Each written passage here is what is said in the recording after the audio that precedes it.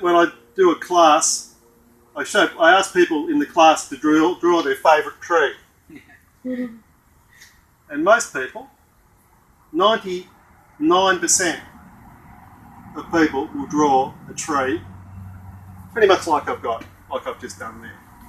Yeah, they'll draw a tree and that's what you get. And you go through and you go, okay, it's lovely, it can be their favourite tree, it can be eucalypt, it can be anything.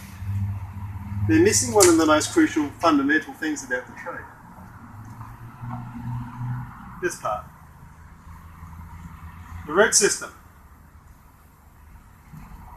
And I was thinking about it the other day, and nurseries like ourselves are largely to blame in a lot of ways for this sort of thing, because we give you this huge tree and it's in a tiny little pot.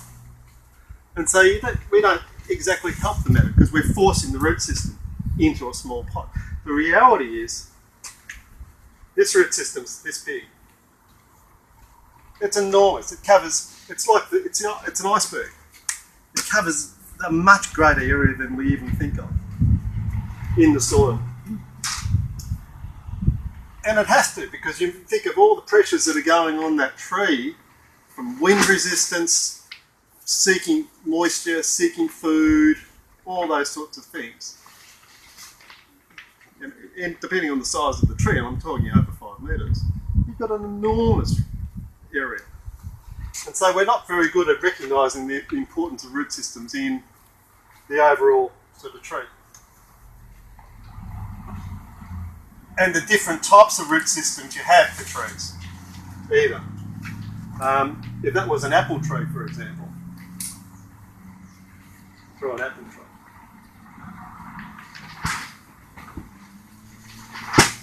Typically, this is sort of more of an apple sort of tree shape most people have.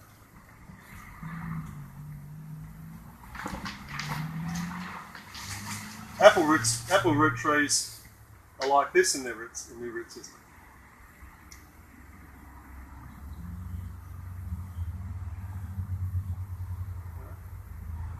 That type of thing.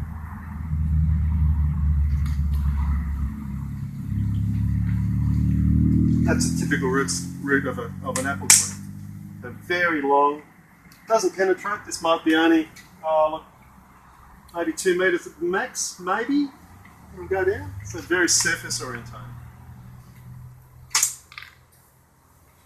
Now, why am I talking about root systems and all those sorts of things? Well, they're an integral part of the whole structure of trees, and they occupy different zones in the root system, in the soil, and they partner themselves a lot with all the other diversity in the soil as well. So you've got in the soil's not dead. Soil's full of life. It's got funguses, it's got bacteria, it's got all kinds of things in the soil, and we tend to take that for granted, but I'll get back to that in a second. So what else does an apple tree need to actually become what does it need in as far as to survive? Sunlight. Sunlight, yep. Water. Sun, light. Water. Carbon. Carbon dioxide. Yeah. What else? Microbiology. Or fungi. Yeah, so you're talking about, like I said before, around the root system. So microbes and biology.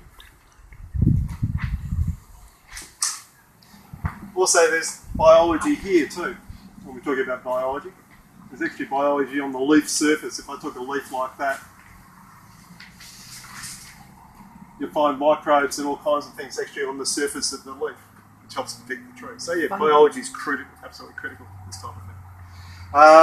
What else does it need? Bees. Bees? Why isn't it bees? Pollinate. Produce? Apples. Yeah. Brilliant. Is it just bees, or can like butterflies and? Exactly. It's not just the bees. Yeah. So insects.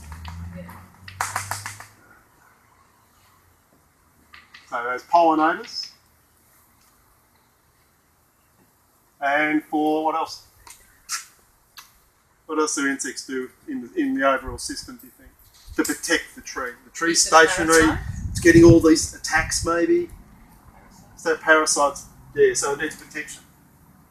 Okay, so you need what they call insectivorous plants, so protection. Right. What else does it need? Needs space to grow. Minerals? Minerals, excellent. So we'll call it fertiliser, minerals.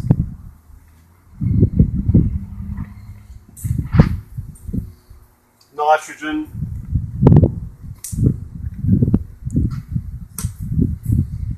Whole stack of stuff.